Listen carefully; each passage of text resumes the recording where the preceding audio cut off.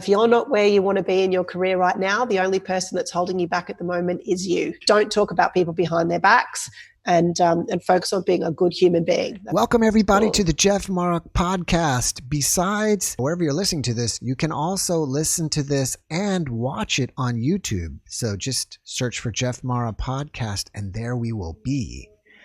So let's carry on. Tonight's guest is Ineke McMahon. Perfect. She's a career strategist, executive recruiter, co-founder of the Path to Promotion Learning and Development Academy. She started her career in the male-dominated industries like building, property, construction, etc. She built her reputation as one of the leading executive recruiters in the country, being recognized by national newspapers as a finalist as the top 5 recruiters in Australia. And she is also a keynote speaker. And we are lucky to have her today on our podcast, Ineke. Hi, everyone. Hi, Jeff. Thank you. Thanks for joining us. So it appears you've had several occupations from construction to recruiter. That's a big leap. So can you tell us how you leaped from construction to that? Well, actually, it's a reasonably interesting career story. When I was at high school, my parents I'm very grateful to them for this, had me undertake a lot of psychometric testing to see what I would be suited to. And that's something that I think that a lot of parents miss doing with their kids when they're in high school, is you're just sort of supposed to choose a career from 7 billion careers without actually understanding, who you are and what your strengths are and all of that sort of stuff. And psychology was one of the really high-ranking ones for me. So I studied psychology and business, majoring in human resources at university. And then was working at family services, which I guess would be like social work in America at the time, and realized pretty early that probably wasn't for me.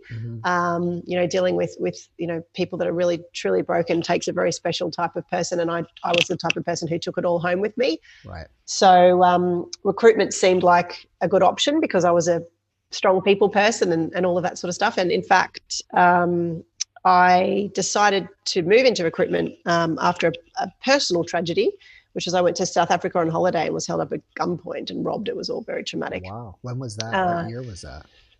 2001. It was February. Yeah. Yeah, I remember that. There was a lot of trouble that went down there, and I kind of befriended somebody, and he'd told me that his friend got killed over $90 or something. Yeah, it was a scary time in South Africa. I think it's still pretty bad over there now. But that made me sort of kick my, I need to get the career in gear. Let's go.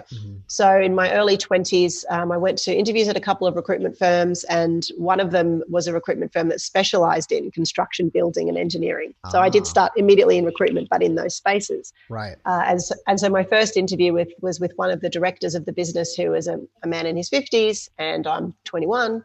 Yeah. And all of the female recruiters in their business recruited executive assistants and administrations and office people, and they had sort of the older gentlemen doing the senior roles. And he said something along the lines to me, construction is a bit of a man's game, isn't it? And I'm reasonably feisty. I said, well, if you can do it, I can do it, and I can do it better than you. And, just basically said, just give me a shot. I know I can do it. So I was the youngest female executive recruiter in Australia at that point. And in industries that were very male-dominated, so construction, infrastructure, building products, and those sorts of spaces. Sure. So I did 3.5 years with that business, and then moved to the largest privately owned recruiter in Australia, which is a company called Davidson. Brilliant business. Okay. And I worked in their executive and boards team for close to 15 years. So it's been 20 years in recruitment now. Right. When you were at this, I think you called it Davidson, right? Yeah, that's right. What kind of positions are you recruiting for? Or is that a company that recruits for all kinds of business, or just this Davidson company? Yeah, so Davidson is a recruitment firm, also a workplace performance firm. So they do recruitment and HR consulting and leadership development and a whole range of stuff. And in the executive and boards team, the roles that I would recruit for clients were things like CEOs, members of boards, the very senior C-suite stuff. So people who are in charge of controlling large businesses and also senior government roles as well. When you say recruiting, is it more like you would go out and search for talented individuals, or would they come to you kind of like a, like a temporary, hey, I'm looking like... No, probably... I'm sorry, go ahead. No, you're probably 80% would be headhunting. Headhunting, and 20% would be people that come to you. Yeah. Okay, yeah, I was going to say the word headhunting, but I didn't know if you use that terminology down there. I don't mind that term at all. Oh, okay. Yeah, I don't mind that. So you would go out, and so some certain company, let's say, I don't know, the Vegemite company says, hey, we need a new CEO. See who you can scrounge up for us. That's right. So you would do usually a national or an international search, depending on the business, and then approach appropriate candidates and convince them to have a look at the opportunity and potentially move roles. What kind of qualifies somebody to be a CEO of a company? You know, like if they may not even have any knowledge of how the company works, but they'll go out and find like some guy to be head of, you know, Disney or GM, you know, or these big corporations. And what qualifies someone to do that? Well, I think once you're getting into the senior roles, it's really not necessarily about product or understanding a particular space. It's about the ability to develop and implement strategy and bring people along with you. Okay. So a good CEO is the type of person who can assess a market, assess competitors, understand where their company's strengths are, and then build the business based on those things. So, you know, you need to be reasonably charismatic, but you also need to be highly strategic, and you need to be a very, very effective people leader. Those would be the top three qualities. How does someone attain those skills? Like, does they end up working their way through a certain business, and then somehow in that business they become CEO, and then they say, okay, he can run that company, maybe he can run this company? That's exactly right.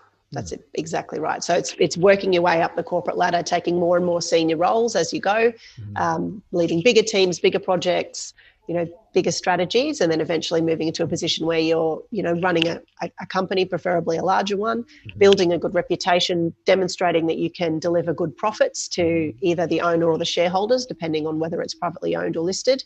And then, you know, that stands you in good stead to moving into a different space or a different sector once you've proven your ability to do that. That's interesting. So you're still working for Davidson right now?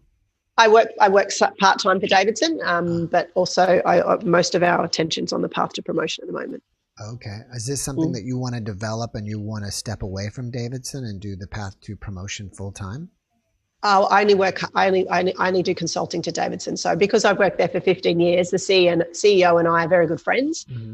So he brings me in to help with small projects and stuff from time to time. I don't work there full time. Okay. So for example, at the moment, I'm helping them to build a training program to help their recruiters be better skilled at being recruiters. Oh, interesting. Did you ever consider trying to move your way up to be the CEO of Davidson? No, no, definitely not. Knowing your strengths and weaknesses is a really important part of being successful, I think. And I'm more of a doer than a people leader. Oh, interesting. What do you think it takes to be a people leader? Do you have to be more inspiring? Do you have to be more pushy and get them to do the work, or what do you think? Yeah, I think it's just. People who are born to be people leaders are people who are passionate about getting results through others. I've always just really enjoyed I went through a period of time in my Davidson history where I was running half the business and I had, 20 recruiters reporting to me, and I just didn't enjoy it as much as I did dealing with a client, taking a brief, doing the searches. And I think you've got to do what you love. And if you're not enjoying your job and you're not waking up every morning punching the air and wanting to go to work, then you should do something else. So after doing that for a few years, I went back to the CEO and said, I want to move back into a pure recruitment role, and went back into the executive and boards team and did my last 6 years there. Because I actually really loved being a recruiter, still love being a recruiter. It's basically like doing a lifelong MBA, because every time you take a brief for a senior role, you learn everything about a business and what they're doing and their strategy and why they need this particular role. And then you get to interview 10 people who are the best at that. And they tell you all about their decision-making processes and how they got there. And it's fascinating. You're just constantly learning. Every single day you learn something new and you meet the most amazing people. Wow. So I didn't enjoy being taken away from that and then just trying to get people to do their jobs well. That wasn't for me. No, I think it's very interesting. So after you found, let's say, 10 candidates for a certain position, was it you that was doing the interviewing and then you would make the hire, or you would narrow it down to, let's say, 3 guys and then let the company make the hire? That's right. So normally you would shortlist into say, 4 to 5 candidates, and then I would sit on the panel with the hiring panel and provide guidance and expertise along their process to help them choose the right person. Interesting. Since you have so much experience interviewing people, can you give the rest of us out here interviewing tips to be a better interviewee? Absolutely. It's really important to prepare. It's the most important thing to do when you're going for an interview. And sadly, it's a sad fact about the recruitment process, but it's true, is that often the best employee is not the person who interviews well. And the reason for that is a really good employee and someone who's good at their job quite regularly gets tapped on the shoulder, or their manager leaves and goes to another business and takes them with them, or what have you. And so it can often be 5 or even 10 years before people have had an interview. And so it's not a skill they're very good at. Right. And so for me, I'm constantly trying to teach my clients, don't just pick the person who looks and sounds the best on the day, because that just means they've had a lot of interviews. That doesn't necessarily mean they're going to be the best employee. Right. But on the flip side, if you want to get a job, you have to be good at interviewing. Right. So it's really about reading the job description and having a really good understanding of what the company is looking for, and then going through your own skills and experience and preparing answers and practicing in front of a mirror, so that when you're in the hot set, your answers flow nice and smoothly and you're not stuttering and trying to think of examples. Right. So that preparation piece is absolutely key. That makes a lot of sense. Do you feel like some guys or girls, I can't just say only men, but do you think some people are just great interviewers and or just great bullshitters, and they could just say whatever and just smooth it and just go sail right by, and even though they may suck at the job? Absolutely. And we all know people we've worked with in our careers who aren't that good at their jobs, and they just keep popping up in great positions. And the reason is they're awesome at interviews, but they're not necessarily a good employee. Right. So that's the other issue, I guess, is that, for me as a recruiter, where 98% of my job is interviewing people all day, every day, I'm very good at it.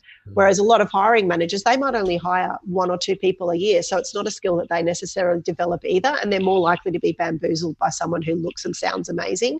I usually get my hackles up when someone's far too smooth, far too early. Oh, wow. And then it's digging to look for evidence that the person can do the job. It's pretty hard to get past me by now. I was wondering if you had like a bullshit meter that you could just start I do. People. I do. And cool. I also did a lot of Neuro-Linguistic programming training. So I don't know if you've ever seen the movie The Negotiator with Samuel L. Jackson. Have you seen that movie? I think I have. And I know some of them, we call it NLP.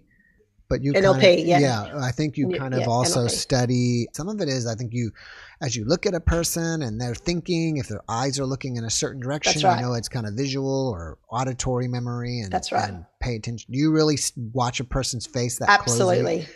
Yes. Oh, interesting. Yes. Wow, that's great. So if I'm asking a question about budgets versus a question around creating strategy, where their eyes go tells me whether they're lying or not. Really? Can you elaborate on that? So, for example, if I'm looking at someone and I'm asking them a question about budgets and they look up and to the right, they are looking at their creative, so it means they're making something up. Oh. Whereas if I'm asking about numbers and they look down and to the right, that's their memory. So they're actually thinking of the number. They're not making something up.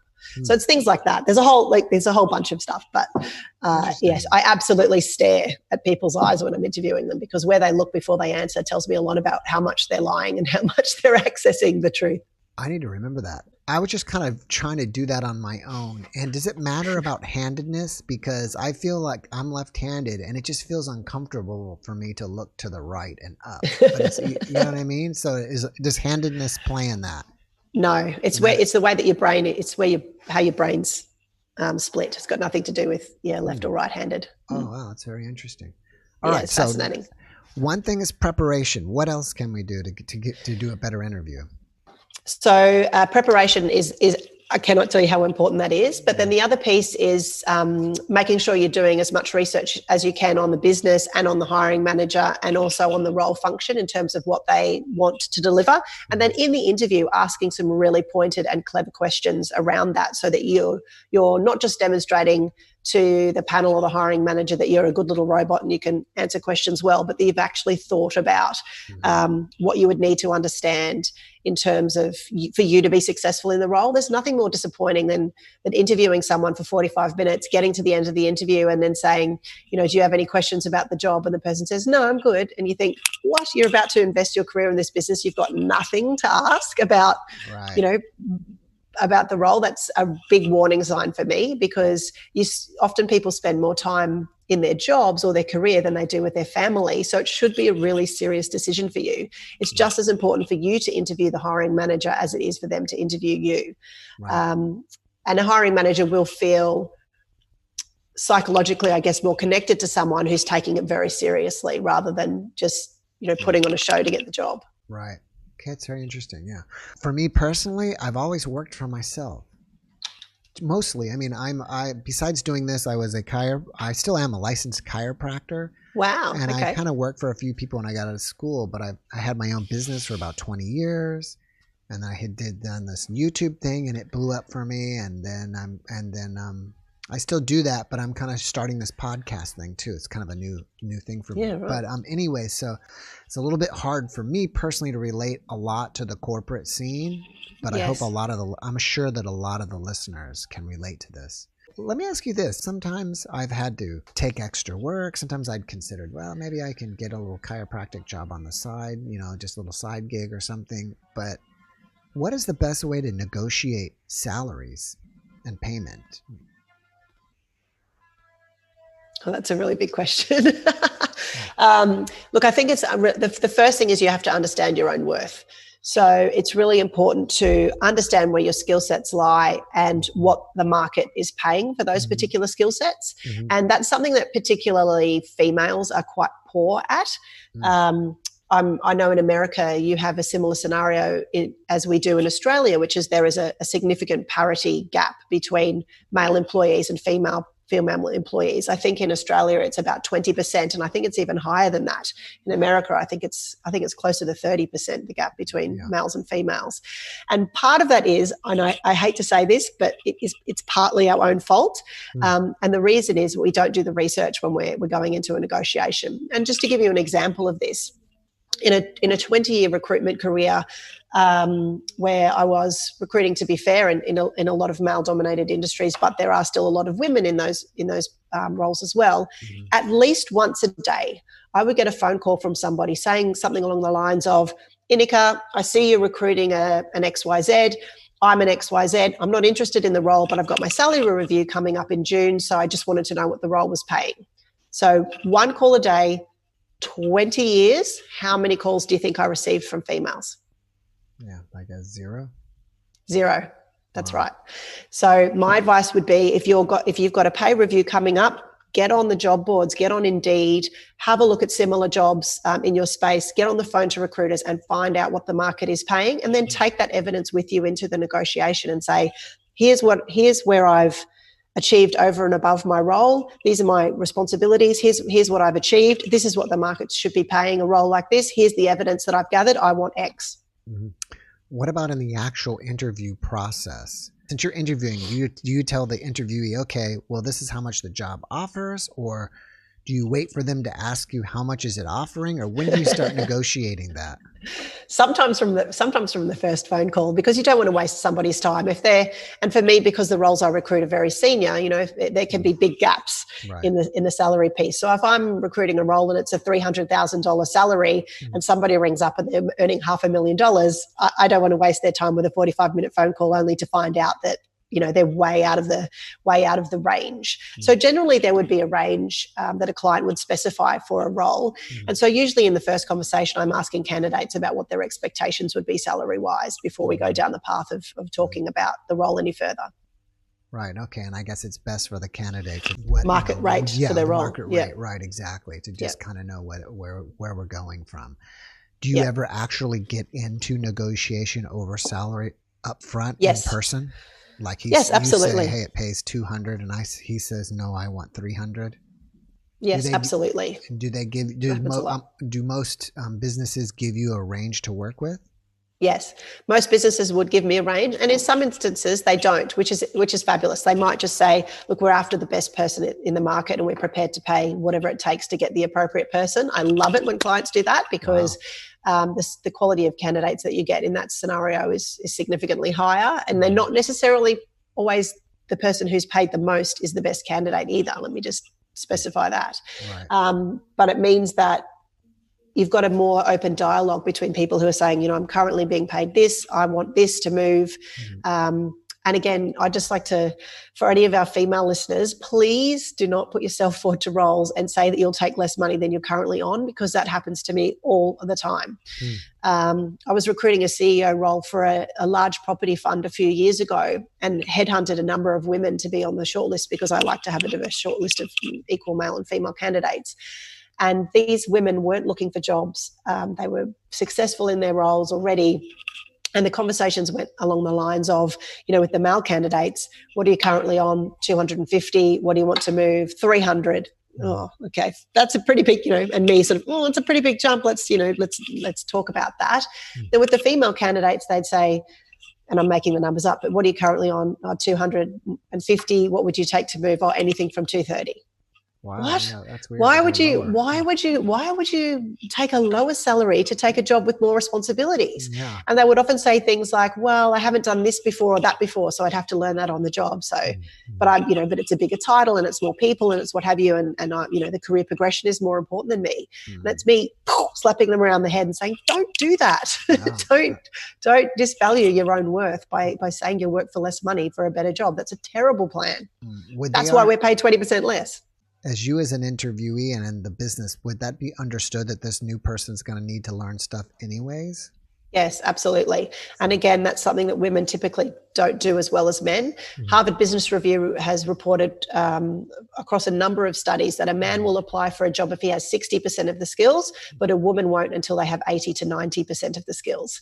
And that tells us that men feel more confident about learning on the job and putting themselves forward for more senior opportunities. And I often find that it's me convincing females to come on a shortlist, even when they're fantastic for the job. So, I'm often sort of pushing them and saying, look, I've spoken to 50 people. They all think you're really great. That, these are the types of things that, I haven't presented to a minister before. Hang on a second. Didn't you just tell me that you have to present to the mayor of your city every 6? How is that different? How is a senator different to a, or whatever? Right. So, I'm often having to convince women that they do have the skills rather than the other way around. Right. Do you feel, this is kind of a stretch maybe, but do you feel like women just generally have a little more insecurity about their professional lives? I don't think it's insecurity. No, the studies don't show that. The studies show that it's more around needing to feel deserving, I guess, that I've deserved this role because I've ticked all of the boxes. I don't think it's insecurity. I think it's more around less likely to take a bigger risk. Interesting. Yeah. I can't remember the name of the syndrome. And I think you find it mostly with actors. There's a name for Imposter Syndrome? Yeah. Imposter Syndrome? I was wondering if was it partly that? That's a big one, yeah. Lots of people suffer from that. Right. Thankfully, I'm not one of them. That's great, yeah. Let me catch a couple questions here. One of them is, since the COVID thing has been going on, have you seen an increased demand for working at home remotely? Yes, very, very much the case. And in fact, clients are looking for evidence that people can work unsupervised. They're looking for evidence of resilience. They're looking for evidence of problem solving are the three biggest changes in interviews. Whereas previously it might just be, this is the job we're looking for. Let's look for evidence that you can do that job. Now they're also wanting to see, what did you do during shutdown? Were you the sort of person who sat on the couch and ate ice cream and cried? Right. Or were you the type of person who got on and got things done and maybe invested in your learning by doing an online course or took the time to invest in your career and better yourself rather than, boohoo. Yeah. What do you think about online sites that help people find jobs like Indeed and I don't know, whatever the other ones are, probably they're good. Findajob.com or something. Yeah. No, there's I think it's if you're on the job search, you absolutely should be registered with those businesses. Indeed is a really good one. I've I've loved working with them. They're the biggest platform in the world, actually. We have a big one in Australia called Seek. I don't think you have that one in the US. That's good as well. But yeah, it would be remiss of you if you were searching for a job not to be active on those platforms. Do you have any predictions of like where jobs and unemployment will go after all this COVID stuff? Let's say if it continues on. I mean, it could continue on for years. I think it will. I think it will, Jeff. I think it will, yes. So we're going to see a few things. We're going to see differences in terms of workspaces because you're not going to be able to pack people in like sardines anymore. People need 1.5 meters, and social distancing will become the norm. And you will probably see more of a mix between working from home and working from the office. So I don't think we'll go quickly back to the scenario where everybody's doing their 9 to 5 and everybody's doing it in the office every day because you won't want to have that many people in the office. You won't want to have that many people using the kitchen. You won't want to have that many people using the toilets.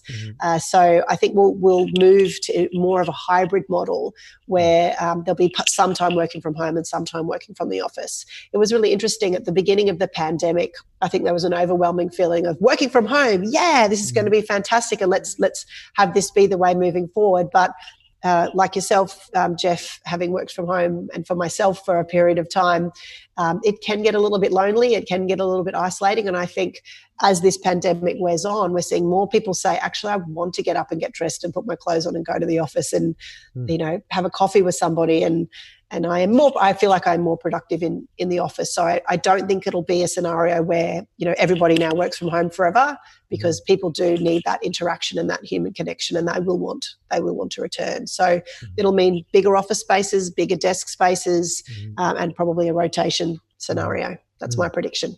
Yeah. I mean, I've heard already that commercial real estate's kind of going down the tube, Yeah. And it only makes sense if you can find employees that are productive at home. Why spend all the money in rent?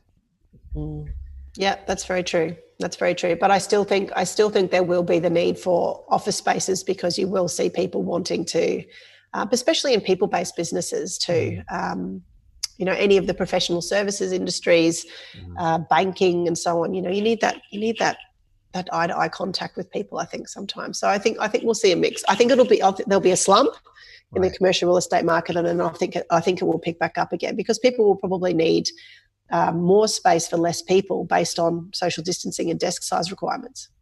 I keep getting a lot of podcast guests from Australia. A few months ago or so, they were like already back to school, and I was like, whoa, I think they're still back to school. We are still back to school, yeah. Here, school just started, and no one's at school. They're at school from home, and then they're going to slowly bring in like 5 kids and separated desks and masks, and I'm like, I don't know about that. You guys have got a lot more cases. Yeah. You guys have a lot more cases every day than we do. We have in Queensland, the state that I'm in Australia, we have 23 active cases. That's it. 23. Wow, so it's being contained, and it's being contained well. Our government moved quickly and decisively and did a really fantastic job. Yeah. We're also, we also have a big moat around us. Australia's kind of, an island, so that helps. Right, yeah. I think we're up to 4 million or something in the US. Yeah. It's crazy. So you've been working for Davidson. Now, when did you start your path to promotion? Path to promotion. Yeah, when did you start on that? So let me tell you the thinking of that, or what led to it being started, and that was because I have a strong brand and a strong reputation for recruiting such senior roles across the country. I would have lots of people ringing me for advice and saying, if I want to get promoted, if I want to get into a leadership role, if I want to move into management, what do I need to do? What makes someone choose one candidate in an interview over another? What are the things that I need to demonstrate? All of that sort of stuff.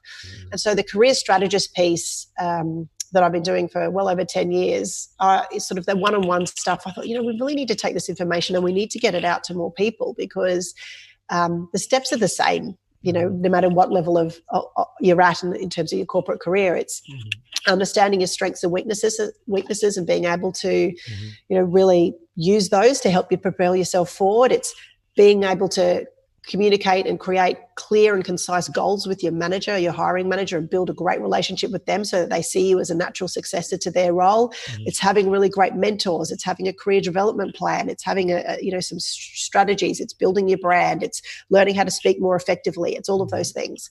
And so I partnered with my business partner, Amber Renee, who you've actually had on your show already. Yeah, she's an e-learning master. Yes. And she had quite a few courses on personal branding and influencing with impact and things like that. So it was a perfect marriage for us in terms of, my 20 years of executive recruitment experience coupled with her ability to, she's an ex-TV presenter, and she's a world leader on personal branding. And so the two topics together were perfect. So we launched it in September 2019, so end of last year, but it was a number of years in the making. Lots of content revising, running test groups, seeing all the questions that people would ask, refining the content, and so on. So it was probably about 3 years of building it before we actually pressed go on the first course. So who are the consumers of your product? It could be both, but is it people looking to better themselves within their own profession or their own business to move up the corporate ladder, or yes? Or is it the corporations wanting to make better employees and have this? It's both. Training. So we've had everybody from first-year lawyers go through to CEOs that are looking to take the next step and to get onto boards. So we've got clients that the Success Accelerator course, which is our signature course, isn't for everybody. It's really for people who are very ambitious. And so our clients that buy packages, so we're not saying everybody in your organization should do this course. It's your top 20%. It's your top performers, the people that will move into leadership, the people that are going to propel themselves forward in their career. Those are the ones that really get value out of our content. Can you give me some examples of your content? Sure. kind of stuttering here, but yeah, I mean, kind of, if you don't mind, I know, obviously you can't give me everything because then no one would buy it, right? You already gave it away. No, that's okay. Can you break it down a little bit more and sure. Maybe give us a little piece? Yeah, absolutely. So we have the Success Accelerator course. Our signature program has 6 modules. The first module is called Defining You. So in that module, we get people to take a DISC profile. So that's a psychometric test that tells you a little bit about yourself and how you would work, how your brain works, I guess, in terms of as related to your job. We get you to do a lot of sort of soul searching around who you are as a person, what your motivations are, where your strengths lie, and then that's the foundation of how you move through the other modules. You've got to have a good LinkedIn profile. That's important. That's part of our first module. And then module 2 is around really kicking the lights out in the role that you've currently got. So one of the things that's frustrated me as a career strategist and an executive recruiter over the years is almost every CEO I interview will say something along the lines of, people are my most important asset. But when you say, okay, well, tell me about your succession planning, tell me about your performance review process, tell me about how you decide who's a better employee than the other, it's we have a yearly chat with people and see if they're happy. Thumbs down. That's terrible. Right. So it's taking that power back to the employee and saying, really sit down with your manager and define, what does success look like for me in the role in a 3-month period, a 6-month period, and a 12-month period. And then turning them into SMART goals. So that's specific, measurable, with an action verb, realistic, with a time frame, and outlining the environment that the person has to achieve it in. Right. So if you're able to do that and then put them in in priority order, your one-on-one meetings with your manager become much more powerful. It suddenly becomes, instead of, how do you think I'm going? It's, here are the goals that we said that I needed to achieve in order to be successful. And here is how I'm tracking against those particular goals. What areas do you think I need to develop in? What are the things I need to do to contribute to the team more effectively? And we give you all of the tips and templates on how to have these conversations and build this document. So it's very, very powerful. You can imagine someone doing this versus someone just cruising along and doing what they think that needs to be done. Next... I was going to say, it sounds like that you would even implement for them to just keep stats on maybe all their middle level and lower level managers, because without keeping stats, you don't know, you have no idea what's going on. That's exactly right. And then, and if it's not measured, How do you know, right? So, but it's taking the power from as an employee to be building that relationship and building that well. We also teach our graduates, or I guess people doing the course, to learn how to relate to their manager in their preferred learning style. So everybody can do a little bit of all of these, but you're either visual, auditory, read, write, or kinesthetic. And kinesthetic means learn by doing. Now, some people are, across the board, they can do all of it. And some people are really strong in a preferred style. And I'll give you an example. Davidson, when I first started working there, had the two founders were brothers that worked together. That one of them's now the CEO, but the original founder, so it's Rob Davidson and Bruce Davidson. And Rob Davidson is one of the strongest read-write people I've ever met in my entire life. He reads 2 or 3 business books a week. He takes lots of notes. He learns by reading and he learns by writing. Whereas his brother Bruce, who's the CEO of Davidson now, is very, very auditory. So he's the type of manager that will say, don't send me annoying, just tell me the highlights, tell me what's going on, tell me what's going on with that project. He wants to listen. And so the way I was able to build good relationships with both of those people is by communicating with them in their preferred style. So if I was going to have a meeting with Bruce, I'd just bring bullet points and talk about what was going on. If I was having a meeting with Rob, I'd send him a report that he could read the night before, so he was prepared. And then after a meeting, I'd send him a big long report about what we spoke about in the meeting and what we just agreed on and what the action items were, etc. No point doing that for Bruce because he's never going to read it. So it's little tips and tricks like that to help you build better relationships with the people around you in your corporate life, and make them feel as though you're listening and you're connecting and you're appreciating their personal styles. So it's pretty powerful stuff. Right. Yeah, I'm kind of a big picture person, and I feel like it's one of the most powerful things is just getting people to communicate with each other. It's, whether you're visual, like you said, auditory, reading, and that is so huge. All right, so we got LinkedIn. We had the what did you call that? The the DISC profile. There was that psychologic testing. What did you call that? It's a psychological testing. Yes, that's right. Oh, that's interesting. And then we have the module 2 is about that success profile, which is that SMART goals thing that I talked about. Then module 3 is about developing your career plan. So that's about looking at where you are now and where you want to be. So let's say, for example, you are a first-year lawyer and you eventually want to become a partner in the law firm that you're at. There's a number of steps that you need to take to get there. So it's first-year lawyer, junior associate, then senior associate, then maybe managing a small team, then maybe managing a larger team, et cetera, et cetera. And so what you then do is you take a skills gap analysis between the job that you're in and the job that's the next rung up the ladder that you want, and then put in a place to bridge those gaps so that when that role does become available, you're not just concentrating on doing the job that you're employed in and doing it well, but you're also developing the skills that you would need for the next role. So that's often things like better understanding of the finances, better understanding of the clients, better ability to win, secure, and work with clients at a more senior level, better communication skills, all of those types of things that you would be investing in every week to make sure that you're the obvious choice for promotion, I guess, when those roles become available. Right. And then our next module is about mentors. It's so important. Every CEO, every senior executive I've ever interviewed has spoken about the importance of mentors in their life, yet very few people have a structure or a system on how to secure and work with mentors and what to do. So I think that's a really important part of our course is identifying, and we say there's 3 types of mentors that you need. You need skills gap mentor. So say, for example, financial skills is an area you need to develop. Then whoever the CFO is of the business is someone you need to build a relationship with. You need a me in the future mentor, so someone who's in the job that you eventually want. And then you need a mentor that's a more senior person than that who would potentially appoint the role that you eventually want to get to. So we've got all the scripts and templates and systems that you would need to build relationships with those different types of mentors.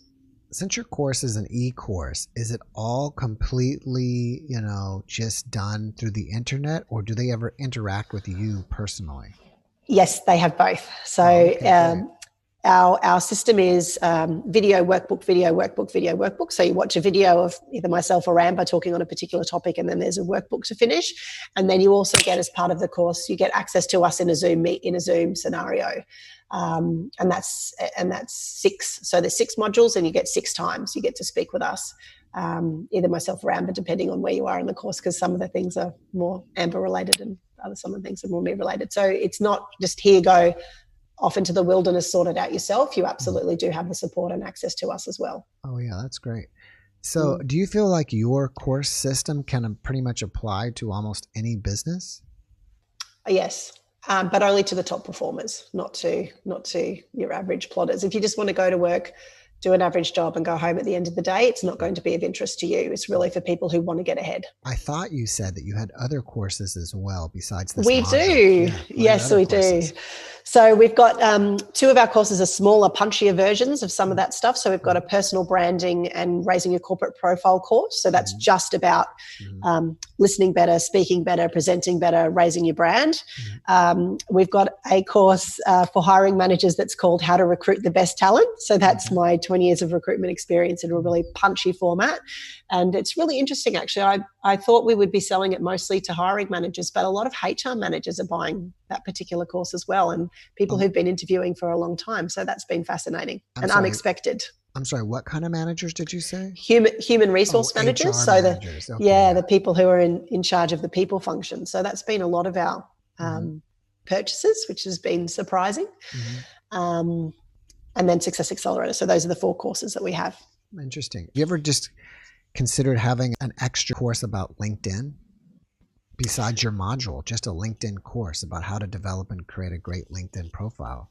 Well, we've got 2 modules in our Success Accelerator course about LinkedIn. So one's about how to create a strong LinkedIn profile, and then there's an advanced module on how to take your LinkedIn to the next level through recommendations and liking the right things and following the right companies and all of that sort of piece. So I guess that's something we could probably drill down into a smaller course, but it's a very key part of the Success Accelerator course. LinkedIn's really important.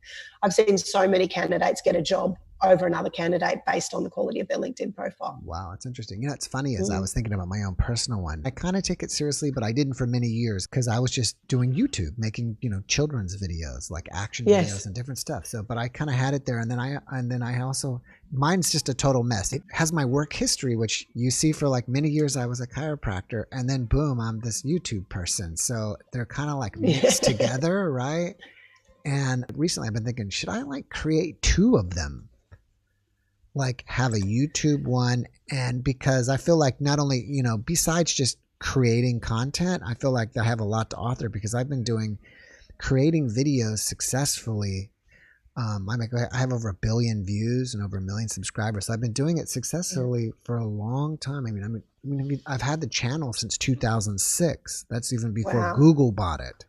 Wow. So I know amazing. A lot. I consider myself an expert at it. Like, maybe I thought instead of, making videos, someone would want to hire me to help them, a bigger business, run their YouTube channel or whatever, and help them, something else besides creating, because I've been doing creating content for so long.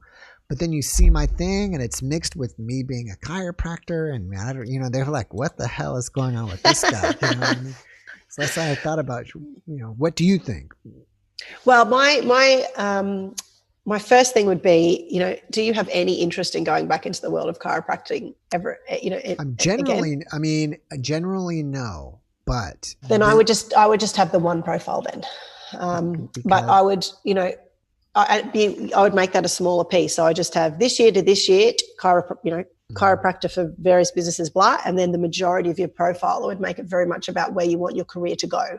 So as a YouTube expert, you might even like to think about creating a course, Jeff, because there are a number of YouTube experts who are making quite a lot of money out of how to be better at YouTube courses. Sunny Lenarduzzi is a good one. She's a Canadian content creator who's got a course that's called YouTube for Bosses that's selling, I think she sells about $50,000 a month in those courses. And then there's another guy called Sean, can't remember his surname, but his business is called Think Media. And he's got a YouTube course that's about $1,000, I think, teaching you how to create good content and get more subscribers and so on. So there's definitely an appetite for that sort of stuff. But from a consulting perspective, yes, I would definitely be putting your key achievements in terms of your number of subscribers and your influence and how you did that, and then how you could then help somebody else to achieve those things. Okay, yeah. Thank you. All right. So let's get back to you. Enough of me. Let's get back to you. I got sidetracked, but I just had you here. I had you here. I'm going to get a question out of I'm going to ask. Yeah, of course. Something. I have a comment that says you have a beautiful smile. Thank you. So you have your courses. What is the best way to find out about the courses? What is your website? Our website is thatpathtopromotion.com. We're actually selling quite a few courses into the US now. And there's been some businesses that are actually offering our courses as scholarships too, which is nice. So I think the American Association for Women in Metals, something like that, is offering some of our courses as scholarships to high performers. So that's nice. At www.thepathtopromotion.com, and there'll be all the information on our full course offerings there. All right. Do you have anything new that you're working on that you'd like the public to know about with your path to promotion, or anything else in general? Well, I think probably where we'll go next will be, given the market and the pandemic, will probably be more something along the lines of, how to get a job, how to interview, things like that to help people to find employment. We've got a YouTube channel as well, which is also called Path to Promotion. So we've only just launched that. I think we've got a total of 135 subscribers or something fantastic like that. But we're creating free content on that around those topics. So the video that's going up next week is on how to prepare for an interview, and then we'll have an interview series around how to answer interview questions and what questions should you ask at the end of the interview to your hiring manager and all sorts of things like that. So if any of your listeners are looking for jobs, please do head over to YouTube and subscribe. It's Path to Promotion. Okay, that's great. You should make videos that are mock interviews. Ooh, that's a good idea. Yeah, you can get Amber, and one of you can play boss, and one of you can do good interviews. You could do bad interviews. It'd be fun. Once you get your subscribers up, you could say, okay, now we're going to do one, and you tell me what I did wrong in this interview. Yeah, right. That's a cool. Right? I love that. I love that for us. So, just popped in my head. So, all right. I love that. It appears from what I can understand that your courses are more for ambitious. They're for ambitious people. For ambitious people. It isn't just for, the regular guys. Someone who aspires to either be the best at what they do. And it doesn't necessarily mean that I want to be a CEO or I want to be on boards. You might say, look, I'm a property lawyer and I just want to be the best property lawyer in town. And how am I going to do that? Well, I'm going to need to have a good brand. I'm going to need to have a good corporate profile. I'm going to need mentions in the media. I'm going to need to speak at events. I'm going to need to invest in the industry that I work in. That would work. The Success Accelerator course would be suitable for people who have that career path and that career plan. Or, I've got my own business and I want to raise the profile of that business, and I've got staff that report to me, and I want to make sure that I've got good performance management frameworks in place, and I've got a good succession plan, all of that stuff that would work too. But our biggest customer base, I guess, is people who are ambitious and want to move into senior leadership roles. That would be where most of our customers come from. Do you think it's more important for business on their marketing end to increase their business or their media presence? I think it's a combination of both. I mean, the media space was Amber's expertise. I hadn't any experience in media prior to launching in only September 2019. So that was less than a year ago. And in the last period of time, since launching, I've been featured in Forbes, I've been featured in the New York Post, I've been featured in Human Resources Director magazine, I've been featured on pretty much every national newspaper in the country in Australia. So using the formula that Amber teaches in our courses, actually, I can tell you it really, truly does work. Right. Because we have gotten amazing media coverage from all over the world. And it does lead to customers. It really does. Because I'll have people message me on LinkedIn now and say, hey, I read your comments in Forbes and now I'm on your website and want to ask more about the courses or what have you. So I think media is a really good one to focus on initially, especially if you don't have a big budget, because you can get interviewed and you can get in the media for free. Whereas marketing budgets where you're doing Facebook ads or LinkedIn ads or any of those things, you need to have the cash flow to support those, and we definitely do both. But particularly in the first few months, it was really fantastic to get. I mean, we when we launched, we had some of the biggest businesses in Australia sign up in our first month.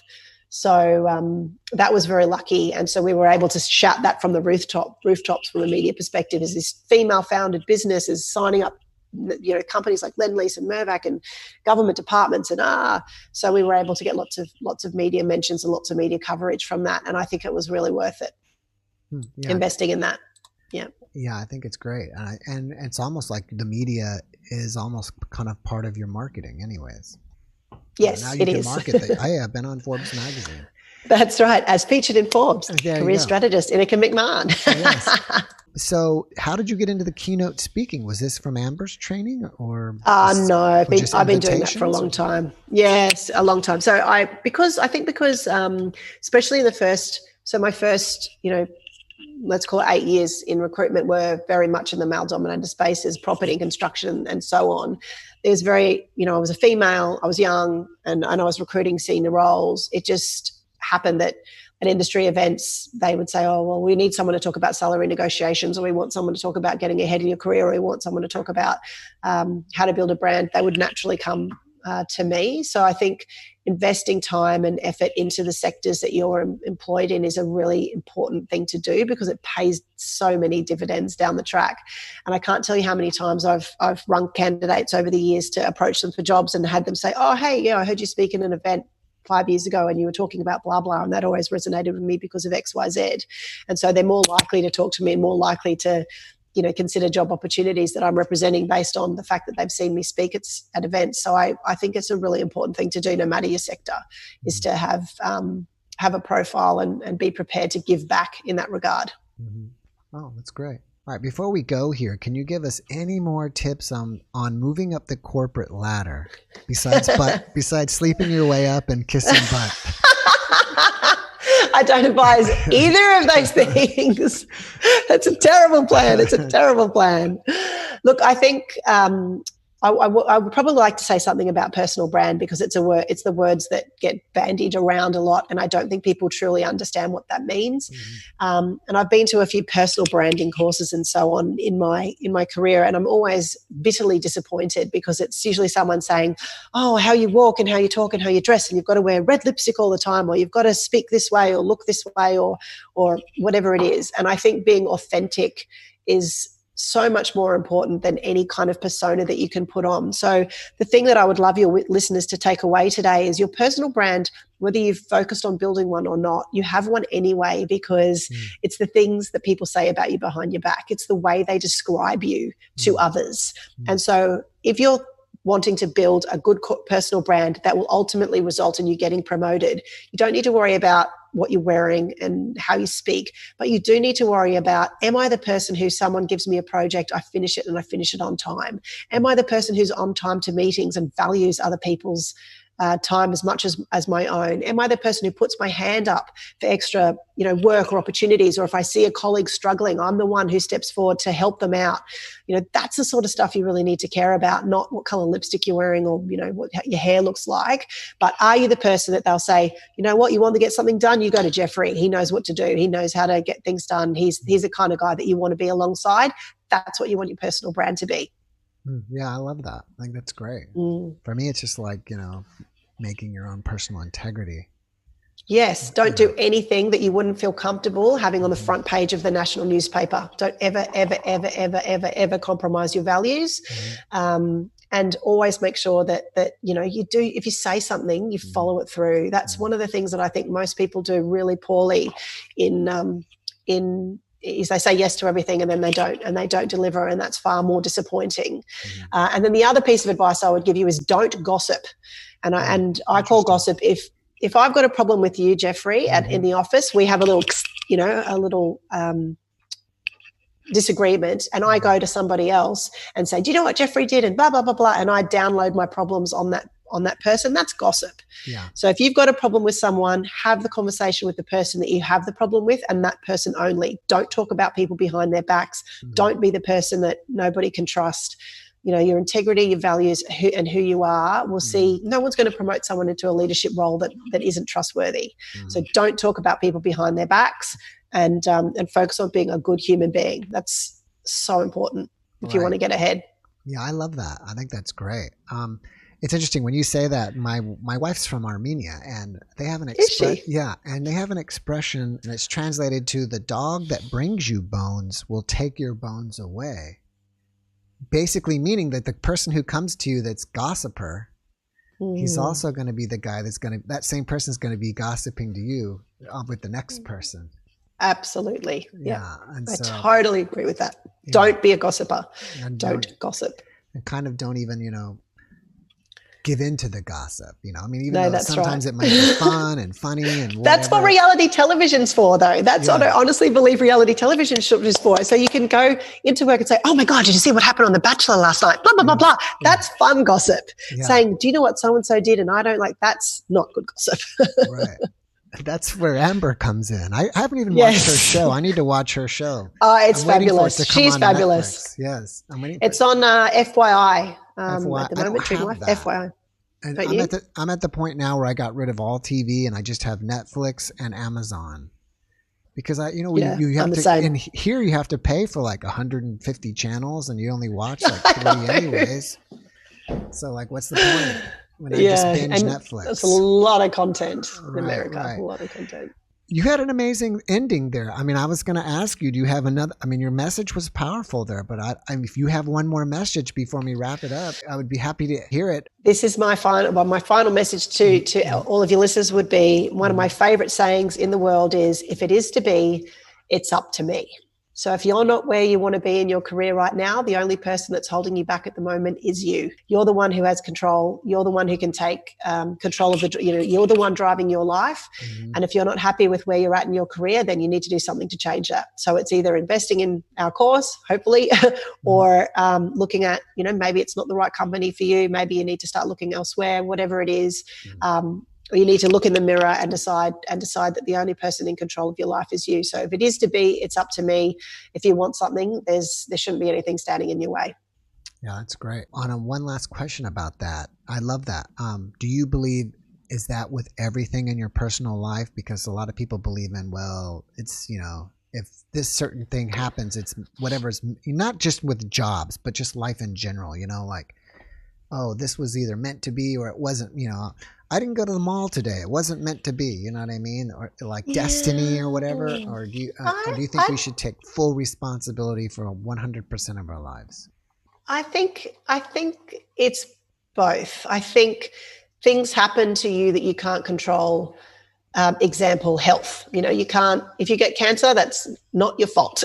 That's not something that you can say, well, that's that's 100% my fault. But in terms of you did go to the mall today or you didn't go to the mall today, you were the one who made that decision. Nobody else made that decision apart from you. Right. But sometimes, I think that one of a really good business book, if people want to take away and read something, one of my favorite books that I've ever read was called The Happiness Advantage, and it was by a guy called Sean Achor. Do you know who he is? Mm-mm. No, so he's one of the psychology professors at Harvard. He's also got a fabulous TED Talk. It's Sean, Sean Acor, Sean Achor. He's fantastic. And he talks about the fact that people are wired incorrectly. We're taught from birth that when you get to a goal, then you'll be happy. So when I lose weight, then I'll be happy. When I get married, then I'll be happy. When I have kids, then I'll be happy. When I have a big house, then I'll be happy. When I have a good car, then I'll be happy. And what happens is you get to that thing and then you're not happy, and you've got to set another goal. Right. And so the happiness advantage is really around that. If you're a happy person and you're fundamentally grateful for the things that you have every day, you actually are more resilient and more likely to set better goals and more likely to hold yourself accountable and all of those types of things. So I found that book very, very powerful. In my personal life, I've had adversity thrown at me a number of times. I'm a 2-time cancer survivor. I had a number of surgeries and, was back to work. They were saying, oh, it's going to take you a year to recover. I was back in my desk 2 weeks later. Wow. So I think that there is some stuff that you can't control and you've just got to roll with the punches. But in terms of your career, in terms of your love life, in terms of your relationships, in terms of the people that you surround yourself with, that is 100% in your control. And that's really important, personal life and career, who you surround yourself piece is really important. That's why I think mentors are so key, Yeah. is that if you're, you are the sum of, the 10 people closest to you. This is actually statistically true. The 10 people closest to you, if you take their salaries and divide them by 10, that will probably be pretty close to what you earn. So, deciding who your friends are going to be and deciding who your work colleagues are going to be and the people that you spend time with is really important in terms of career. Yeah, I mean, I agree with that completely. I guess I got another one I learned from my wife is it's kind of like, tell me who your friends are and I'll tell you who you are. Yeah, so true. Yeah. So true. Oh, I need to meet your wife. She sounds fab. Yeah, she is. All right. Well, you've been an amazing guest. I'm so happy to have Thank you, Jeffrey. I'm very inspirational. And I wish you massive success with your course. I hope one day that I will see you on YouTube as a TED speaker. That would be amazing. Yes. Yeah. I think that I don't see why not. Yeah. That's a little ways down the road. If you want it to be, it's up to me. It's up to you. Yeah. There you go. That's true. Yes. Thank you so much for your time today. It's been an absolute pleasure. Thank you. Likewise. Have a good day. You too. Bye-bye. Bye.